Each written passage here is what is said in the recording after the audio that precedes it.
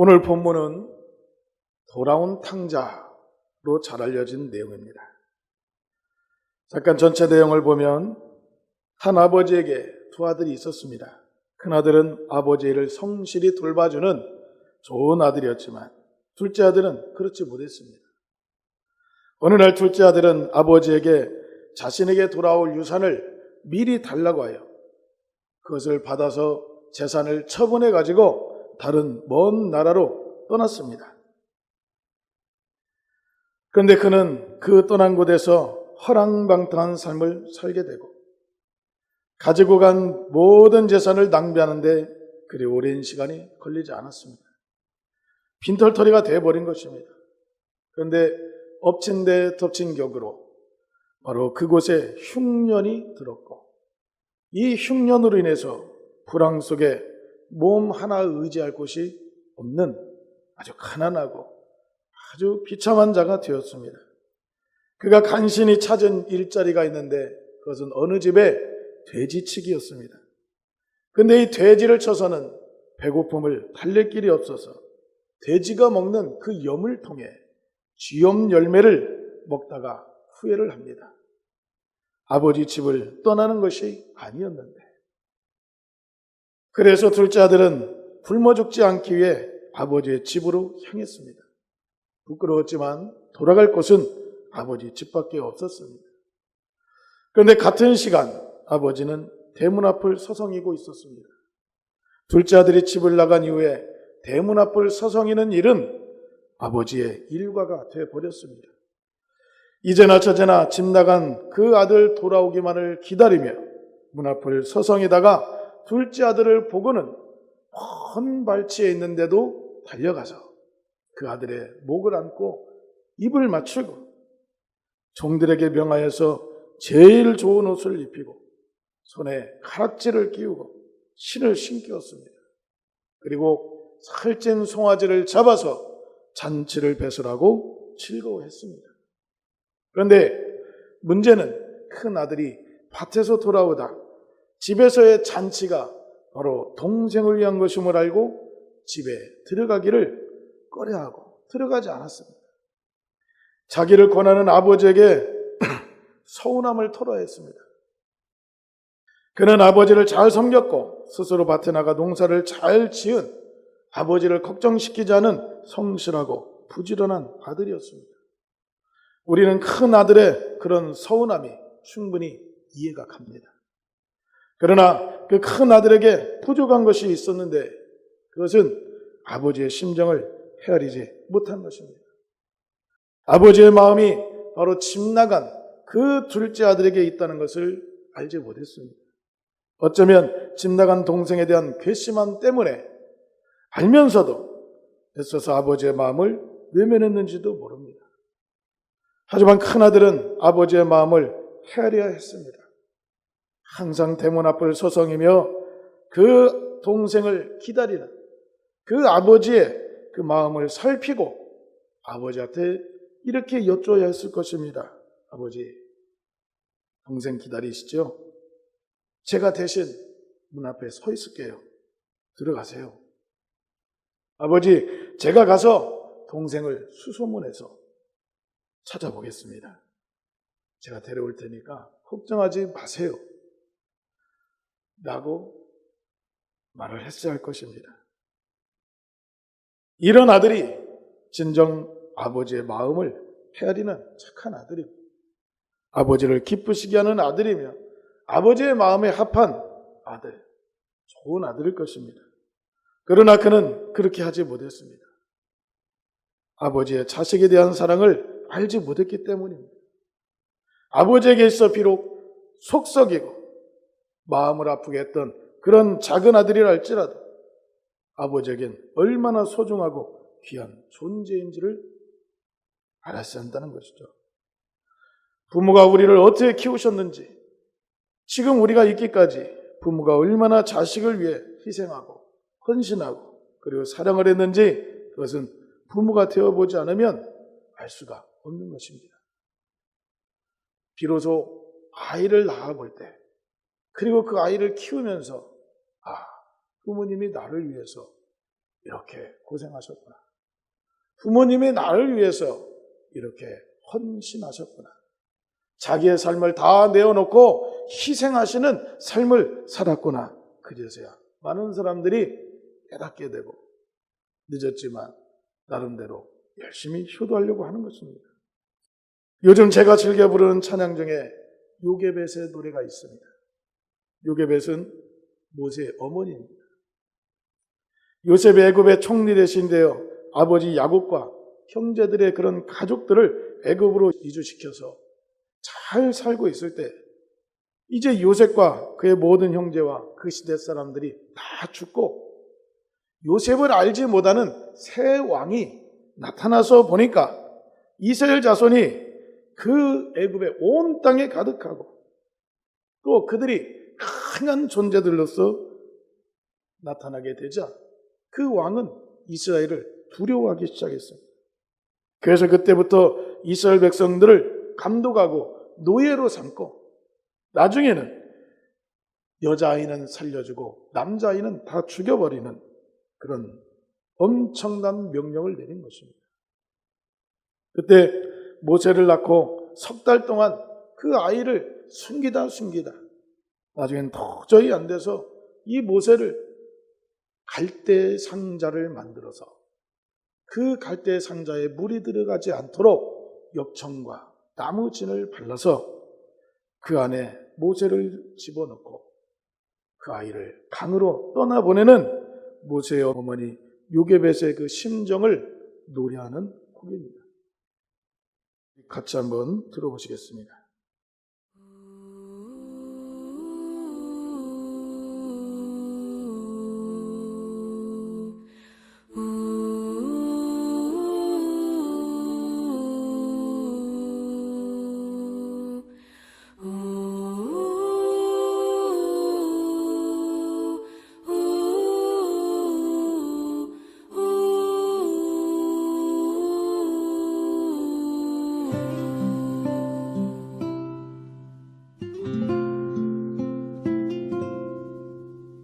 작은 갈대 상자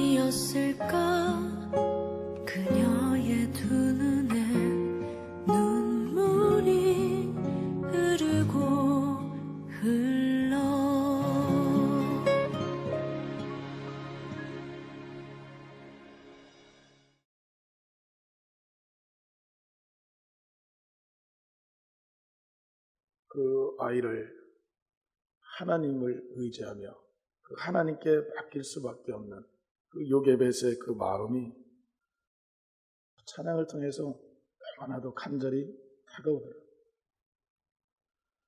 어떤 아들이 아버지와 다투고 집을 나갔습니다. 오랜 시간이 지나서 아들은 잘못을 후회하고 다시 아버지께로 돌아오고 싶었지만 아버지의 마음이 어떤 마음일까?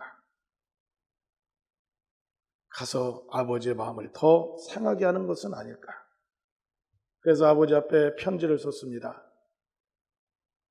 아버지, 저는 아버지의 마음을 알지 못해서 집에 돌아가고 싶지만 갈 수가 없습니다.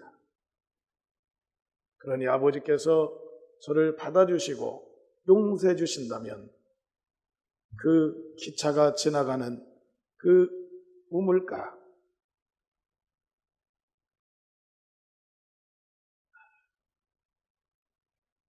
대추나무 위에 하얀 손수건을 걸어 주십시오.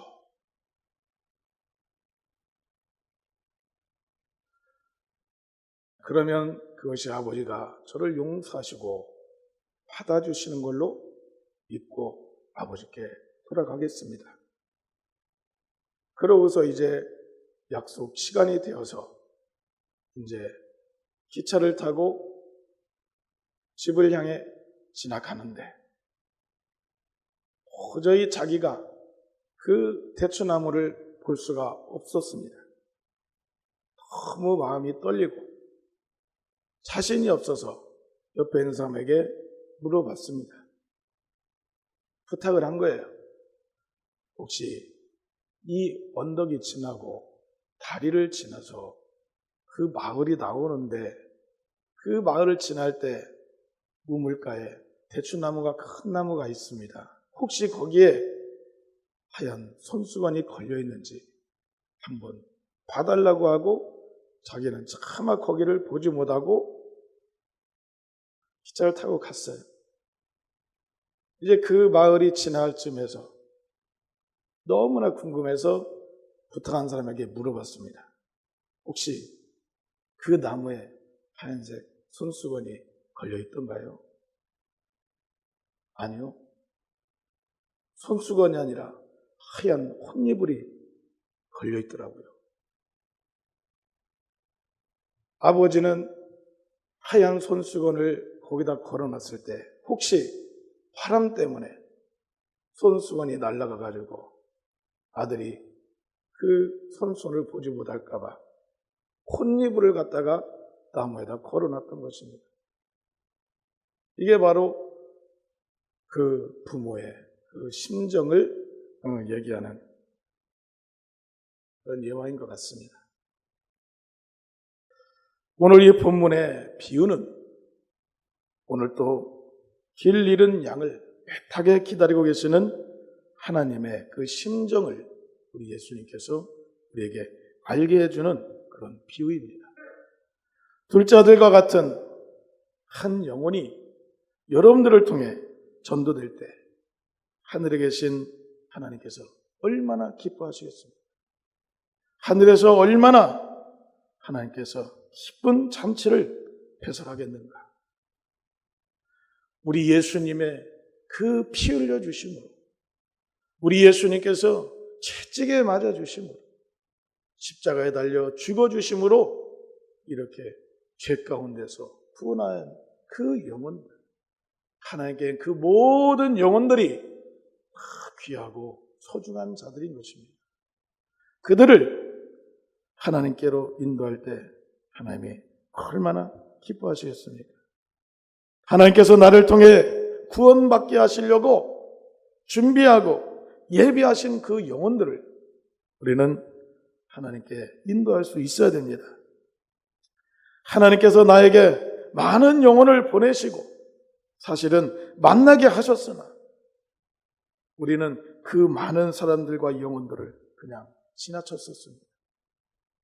그들은 나와 상관이 없다고 생각했었고 그들은 나와 일 관계로밖에 여기지 않았기 때문에 그랬던 것입니다. 그러나 그들 중에 하나가 바로 주님께서 나를 만나게 하여서 나를 통해 구원받게 하려고 했던 하나님이 준비하고 예비하셨던 그런 영혼이었다는 사실을 우리는 깨달아야 할 것입니다. 오늘 우리는 이 시간을 기점으로 나를 통해 구원받길 원하는 그 지옥갈 영혼들의 또 부르짖음을 들을 수 있어야 합니다. 그분들은 평범한 것 같으나, 그분들은 분주히 자기 일을 열심히 하고 있는 것 같으나, 그의 영혼은 오늘 또 나를 통해서 하나님을 만나고 하나님께로 가기를 간절히 소원하고 있다는 사실인 것입니다. 그래서 예전처럼 우리는 이런 모든 것들을 그냥 지나쳐서는 안 되는 것입니다.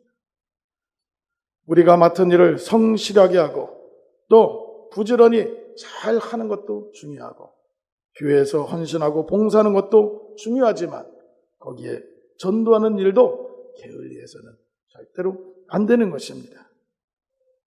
전도는 하나님만 기뻐하는 것이 아니라 전도하는 자는 하나님께 복을 받고 신앙이 성숙해집니다.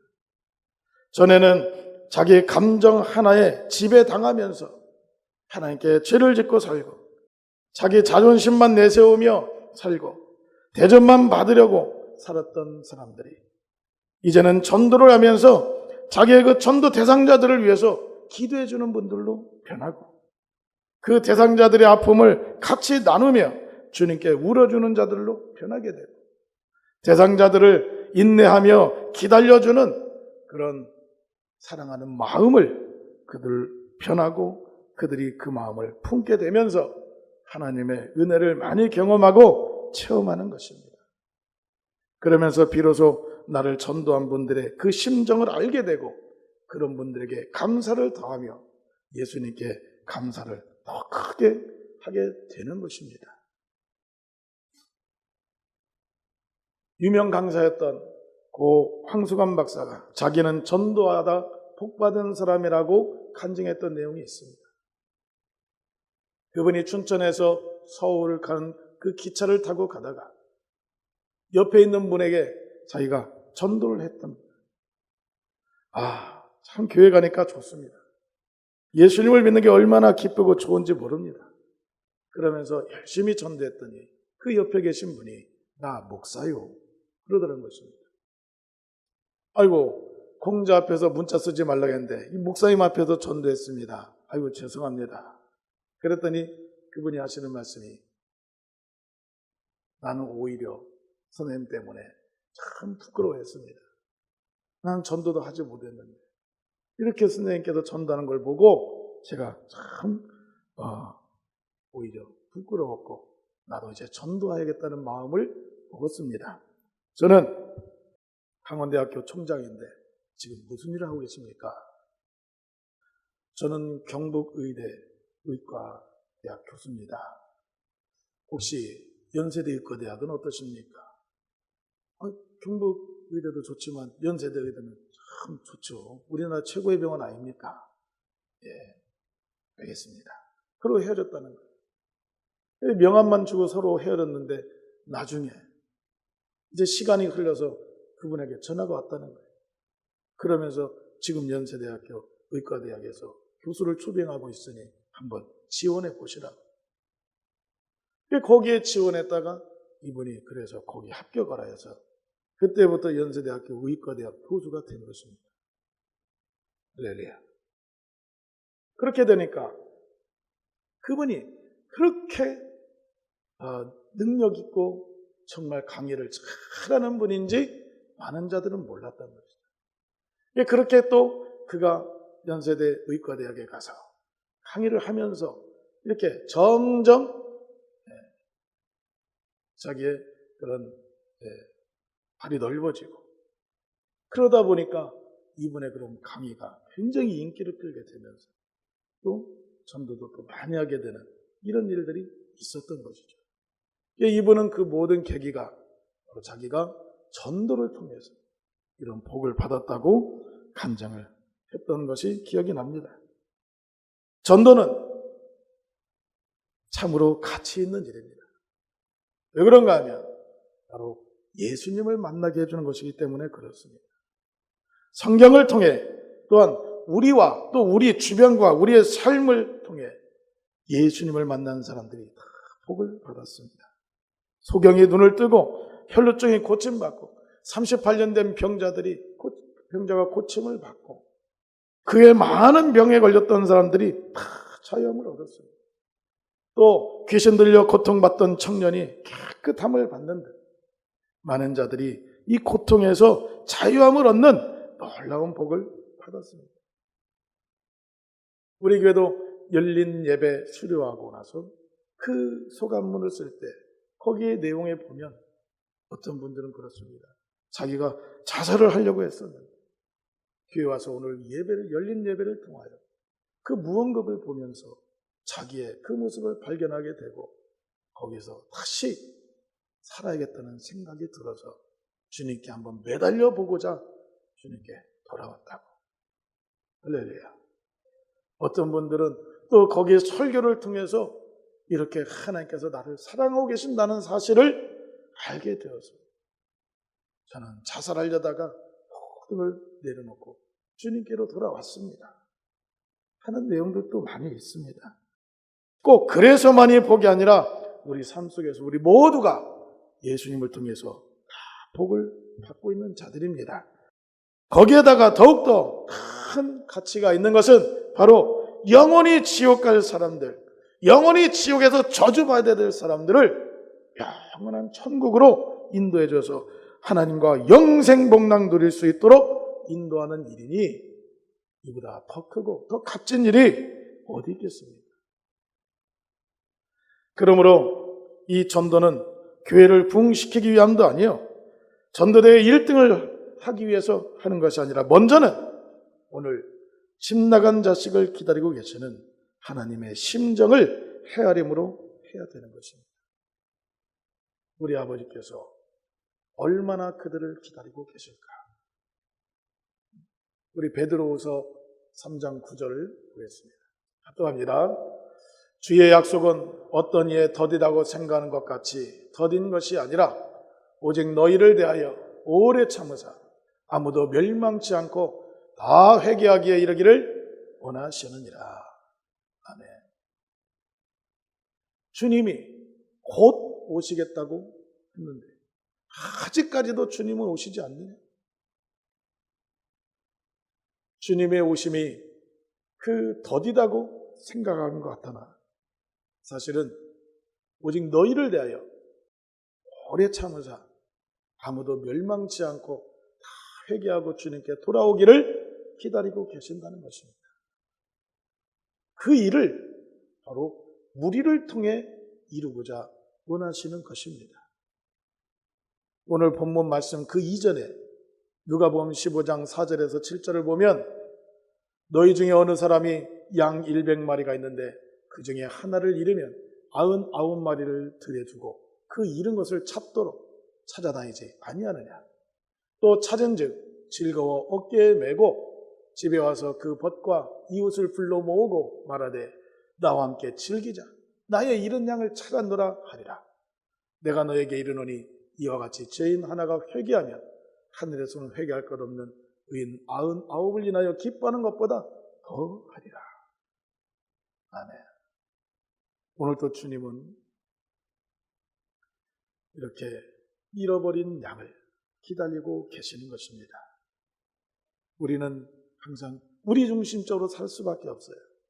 그러나 우리는 성령의 이 충만한 역사를 힘입어서 아버지의 심정을 헤아리는 자가 되어야 할 것이고 또 아버지께서 기뻐하시는 이 전도의 삶을 통하여 하나님께 영광 돌리는 저 여러분들 되시기를 주 이름으로 축원합니다.